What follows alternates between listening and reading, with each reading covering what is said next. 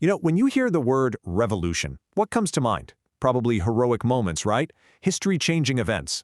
But what if the story doesn't actually end with the victory parades? Today, we're going to dig into the darker side, the often overlooked aftermath of kicking out the old guard. I mean, it's a story we all know. It's in our history books. It's the reason for national holidays. Revolutions are almost always framed as these pure moments of triumph. It's the ultimate good versus evil story, where the people finally stand up to tyranny. And boy, do we romanticize them. They become these epic tales of unbelievable courage and sacrifice. We get so focused on the charismatic leaders, the big battles, and that one perfect, movie-like moment where the old regime just collapses. They're not just history, they become legends. And that's the big promise of every single revolution, isn't it? The idea of a nation reborn. Oppression is gone, and a brand new era of freedom is about to begin. But here's the thing. Is that victory actually the end of the story? Or is it just the end of, say, chapter 1? This right here is the question that changes everything.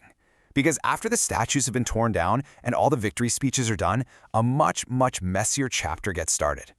Turns out, the skills you need to win a war are not at all the same skills you need to build a nation. And this is exactly where things start to get so difficult. Think about it. The things that make someone a great revolutionary, getting people fired up, defying authority, fighting a common enemy, those are often the complete opposite of what you need to build a stable, working government. So in the immediate aftermath, what you usually have is chaos.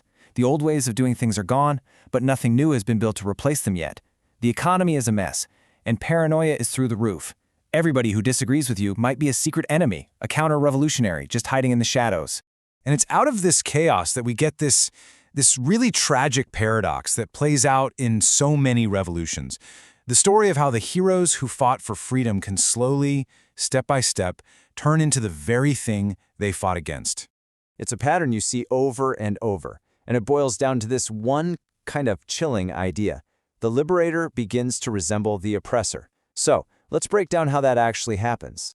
Well, this slide into authoritarianism, it usually follows a pretty predictable path. First, all that chaos demands a strong hand, someone to bring back order.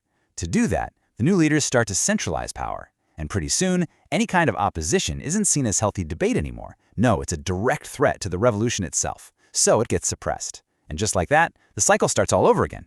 The new guys start using the old guys' playbook to stay in power. And look, this isn't just some academic theory. This pattern is written all over the pages of history. Let's just look at a few examples to see exactly how this tragic cycle plays out. Let's start with a big one, the French Revolution. The promise was amazing. Liberty, equality, fraternity. But what did they get? The reality was the reign of terror, a period of pure, state-sponsored paranoia, where the guillotine became the go-to tool for protecting the revolution. The ideal of equality got twisted to justify mass executions. Or how about Russia? Same story, different players. A revolution that was supposed to overthrow the absolute power of the Tsar just ended up replacing it with another kind of authoritarian rule under the Bolsheviks. A system that, arguably, became even more controlling and deadly. Okay, let's bring it into more recent memory. Let's talk about Robert Mugabe in Zimbabwe. At the beginning, he was a legit revolutionary hero. He was an icon in the fight against a really oppressive colonial system. To millions of people, he was the living symbol of Black liberation, the guy who was finally going to give power back to the people. But then the years went by, and the story, well, it started to change, dramatically. His long rule became defined by crushing any political dissent, by disastrous economic policies, and by grabbing all the power for himself. The liberator's legacy got completely reshaped into that of an authoritarian ruler. And what's really wild is that the cycle didn't even stop with him. His own successor is now facing the very same accusations, hoarding power, silencing his opponents, trying to change the rules to stay in charge. It's just a brutal reminder of how hard this cycle is to break.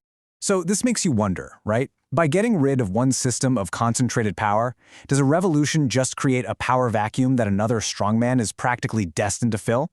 Is it really an escape, or is it just hitting the reset button on the same old game? You know, all of this really forces us to rethink what a revolution is for. Maybe the victory isn't the main event. Maybe the real test, the part that actually matters, comes way, way after the fighting is over. Really, you can break it down into two parts. The beginning is the loud part, the explosion, overthrowing the system. But the real test, that's the long, hard, quiet work that comes next.